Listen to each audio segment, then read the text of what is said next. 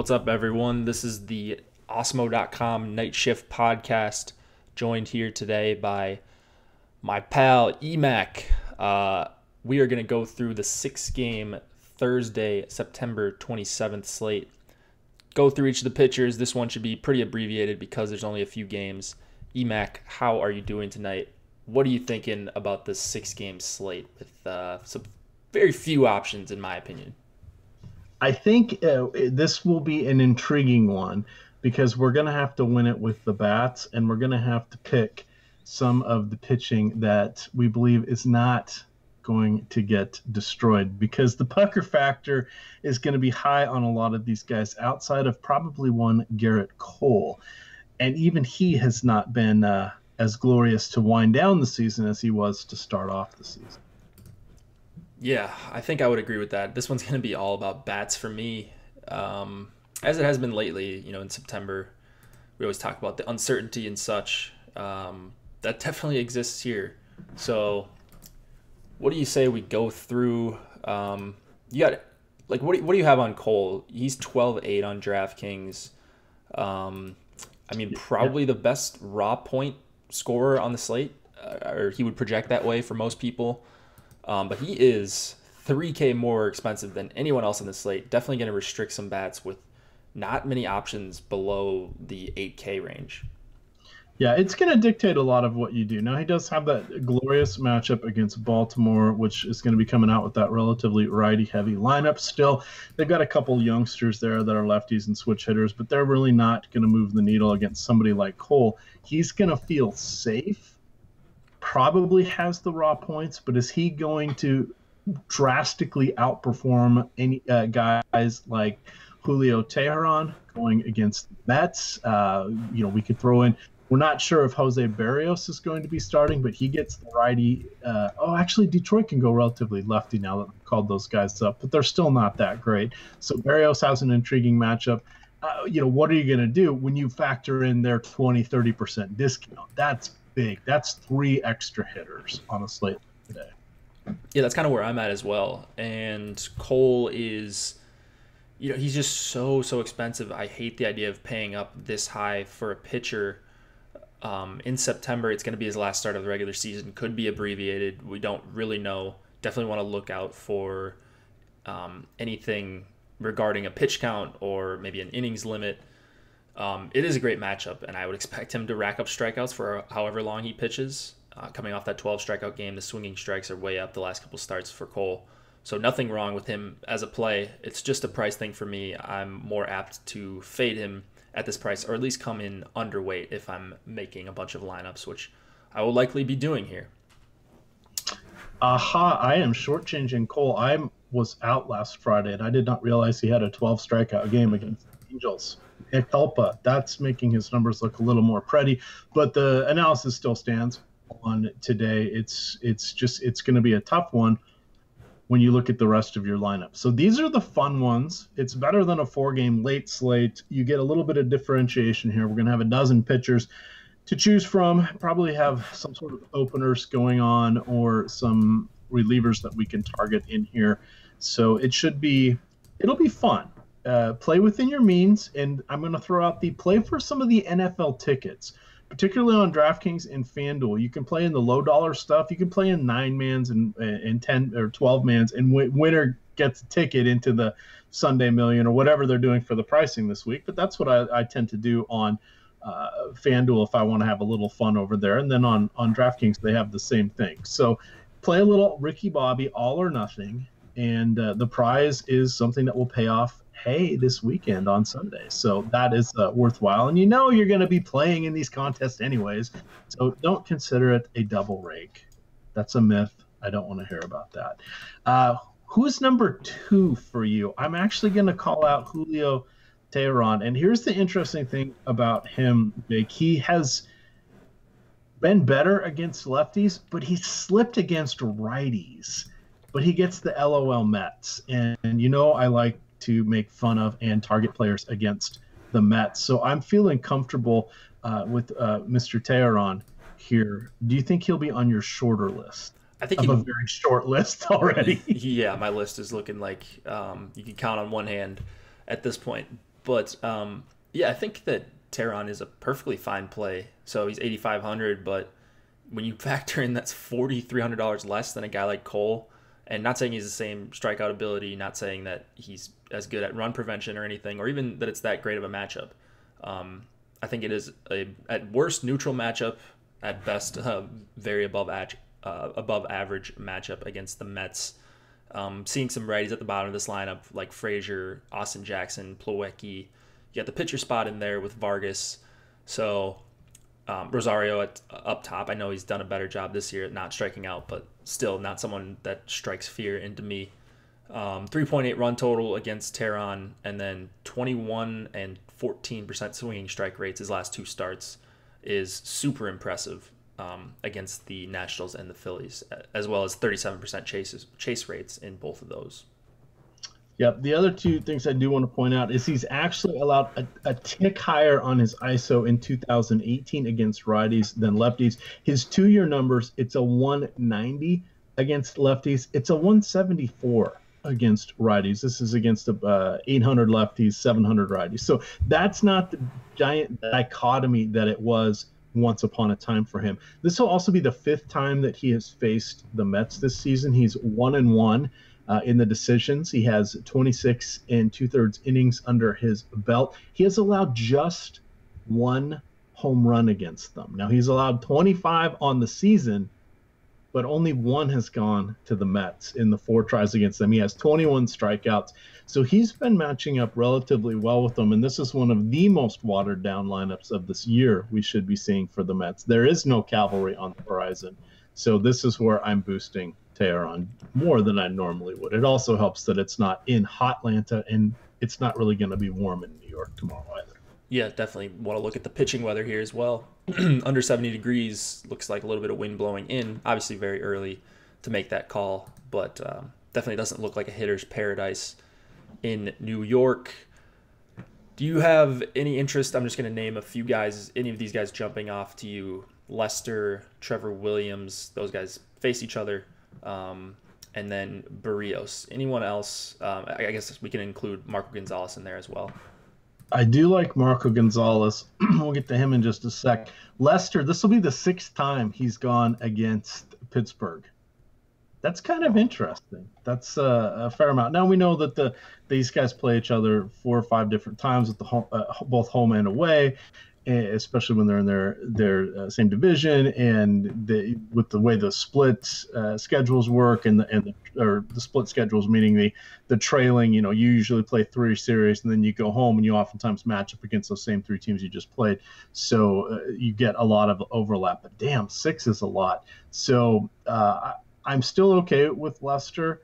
I probably don't want to go there myself. I'm hoping he becomes a little bit more of a popular option. He's someone that the sharps tend to stay away from. The masses tend to like a little bit more. His underlying metrics have not been great. The surface numbers certainly have, but the results have kind of been there. Have they been there at 9,800 on DraftKings? No, I don't think so.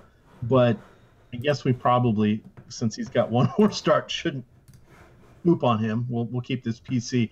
Shouldn't throw garbage his way at this point. But a little spendy. Barrios I like because he does have the strikeout upside, and we have seen it.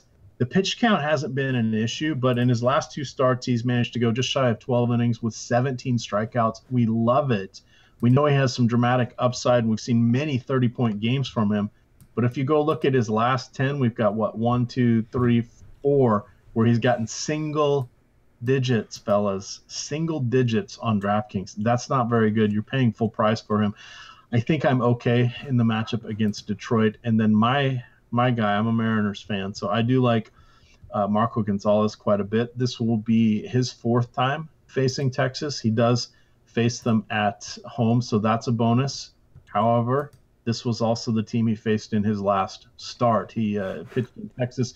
It was an ass whooping. The Mariners scored 13 runs. I want to say, 11 of them came in the last 3 innings or something crazy like that. But he did get the victory in a 13-0 game. He only had 3 strikeouts. He's up near his high in innings pitched. But we do like Texas outside of Texas, and it will be relatively brisk up in the Pacific Northwest. So I'm okay with Marco Gonzalez. I would say if I knew I could get either Gonzalez, Barrios, or Lester at half of the other two, that would be the choice I would go with. Yeah. So it's more of a I really would like to play the numbers. My heart says Marco Gonzalez. The surface numbers say Lester. The underlying metrics, but the dog shit results for the most of the summer. I'm not PC anymore. Have say don't pick Barrios. So these guys are all kind of a triple coin flip. So you may want to play it based on leverage, just because the herd will be strong where there's just half a dozen games, Jake. Right, I agree. I'm always looking to play the ownership game, especially when I think there's a few guys in the same range that are similar. Pitching two pitcher spots on DraftKings is obviously going to get you different lineup constructions depending on who you take. It'll open up hitters. It'll close off some stacks that you just can't fit in if you take two high-priced pitchers. Barrios, someone that has huge home road splits on the season. On the road, 19 home runs allowed, under a K per inning. At home, just 6 home runs allowed in 100 innings, over a K per inning. The on-base percentage is lower at home. The WOBA is way lower at home. I mean, just every statistic you look at, you can tell Barrios has home road splits. So I'm more likely to think that there's something to that because we've seen it all season. And he obviously is at home here, going to see a decent amount of righties, whether it's 5 or 6. Right now I'm seeing 6 in the lineup. If that's the case, then I love him for 9,200.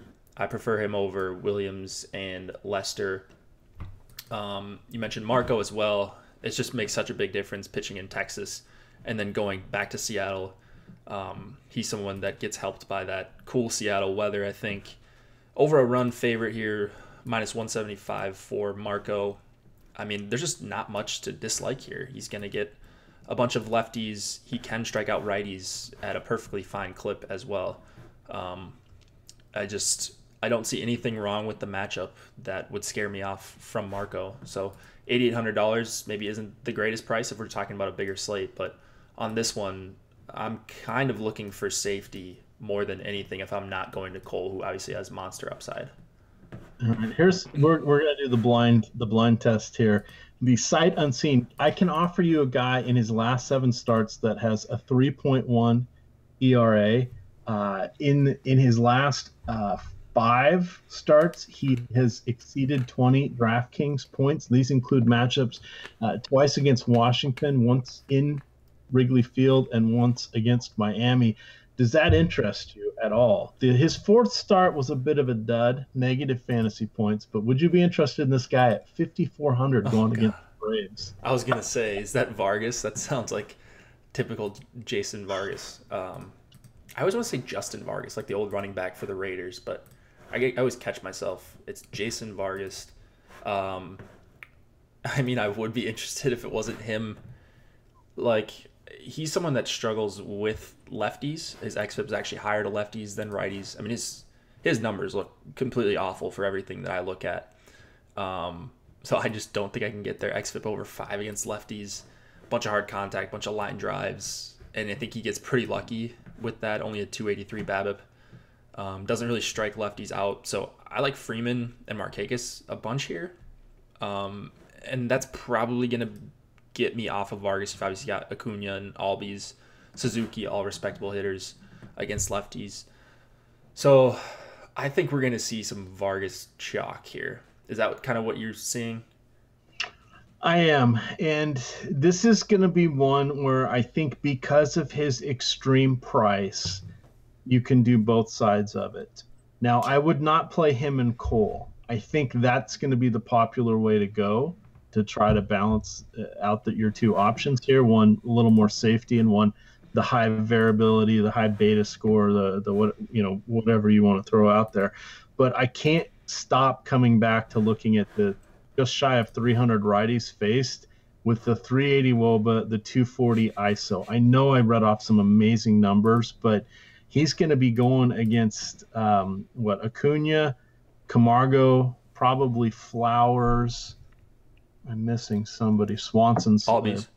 Yeah. Oh, Albies is. Yeah, there we go. Albies will be in there. Those guys are all pretty good.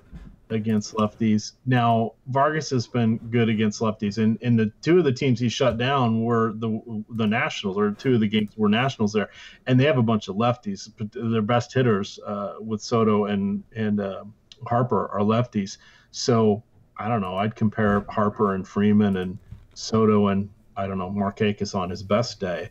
So I will have some, and this is one good thing about what's going to be behind the paywall coming out this afternoon is Adam will be doing the deeper dive. That's Adam Ship My Money Share. There's only 12 pitchers. He likes to go, spend about 3 coffees worth of diving into Brooks baseball and baseball savant and all that fun stuff here. So he'll look and he'll let us know if there's been a pitching mix change, if there's been some batted ball luck, whatever it's been with Vargas, he'll unravel that for us. So I'm looking forward to seeing what he sleuths because our first look, God, I can make a case on either side here.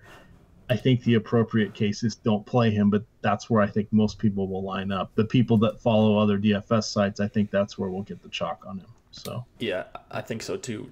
Any of these guys piquing your interest? Liriano, Tomlin, Sparkman, Gerardo, I mean, Hess, like, it's just, I don't see anyone, like, Vargas is really the only viable guy, and I'm kind of looking to cross him off. So yeah, I mean, Gerardo at least will get some pitches, and I can't really say that about the other guys. I don't know if that's good or bad. This will just be the second time he's faced the Mariners. He faced him in the last outing, sort of held them in check, only allowed 2 earned runs.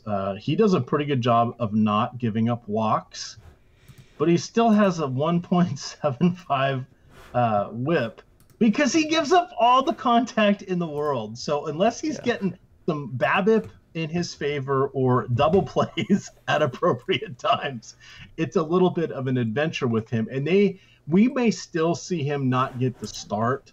They may put an opener in front of him, but that makes me kind of like him even more because if he doesn't have to deal with Nelson Cruz once, I'm happy. Right, and then he can go through and deal with Zunino swinging from his heels or whomever else and get a little bit of traction before he comes back around to the heart of the lineup. I'm okay with that. So again, we're going to be a lot more on game theory on this one. This is why it'll be fun to watch the shows. Drop down in your buy-ins, play more teams, screw around with Cruncher, screw around with some mass multi-entry here. And by the way, mass multi-entry, if you're entering 20 lineups, that's multi-entry, maybe not mass, but it's multi-entry. And I used to just play 1 or 2 lineups a night, and now I play oodles and gobs of them. So just throwing that out there. Yeah, I love it. Definitely more information to come on these pitchers and as well as stacks. Osmo will have his top pitcher percentage article out for the Thursday slate. We have rankings, ownership projections, all that good stuff. Process show, hopefully, if we figure out some tech difficulties, the show with myself and hopefully Josh tomorrow morning, this Thursday morning, I should say. EMAC, I understand you have an article coming out as well, if you want to talk about that.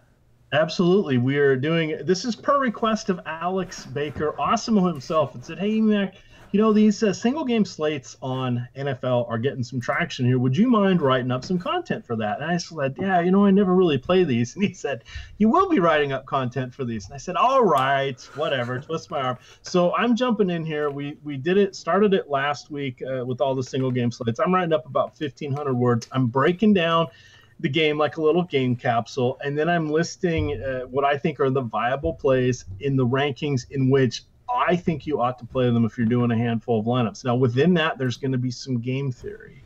And that's the important thing, because for tomorrow, or as you'll be seeing this for tonight, there will be a $10 contest or $10 contest on DraftKings for the single game slate with a prize pool of $1.111111 million, $250,000 to first. If you are playing Todd Gurley, you are probably not going to win that top prize alone. And there's a good chance you're not going to win that top prize. So we talk a little bit of strategy in there, and we're learning together. So this should be a lot of fun. We've had some intriguing results, and we'll try to build on it from there. But it's a different look at some of the games. And you need to approach these games with the idea that they're going to be fun. And this is entertainment. You do not get your money back after you go to a movie. You probably are not going to get your money back after you enter one of these contests. But if you're getting a little enjoyment out of it, that's how you need to approach it, gamers. Yeah, I love it. I definitely will be donating on the Showdown slate. Nothing crazy, but I like to put a couple lineups in there and have something to root for outside of the game, because as we know, at times these Thursday games, these standalone games, can be very tough to watch after you watch Red Zone for an entire day, and it's just constant stimuli all over the place for an entire Sunday. So yeah, should be fun. Emac, obviously you're a very good writer, so I'm looking forward to reading your column. You can check that out on osmo.com. Anything else that we're forgetting, Emac? I think that's good. We'll have the behind the paywalls, the projections for both the sports as well as the ownership for MLB and PGA. I know we're getting ready to start in for the swing season. And then, of course, baseball finishing it up. But Andrew has been hard at work in the labs going to town. I mean, the beakers are out, the Bunsen burners are going, and he's working on the basketball stuff. And a lot of people forget Hot Magic spent a little time as a bartender. We like that. He was in a band. And then he said, you know what? I got to clean up my act. He went back to school, got a master's degree in mathematics. And when we found him, his side gig was, no, not DFS. It was teaching statistics at small colleges in the area. So, when he says he builds a model, he honest to God builds the model. So. Yeah. And I've had a good time uploading those projections on a Fantasy Cruncher as well. So definitely a very good resource to have if you are an osmo.com premium member. So we're very glad that Andrew could bring those projections over. All right, guys, that'll do it for the night shift. Thanks for joining EMAC.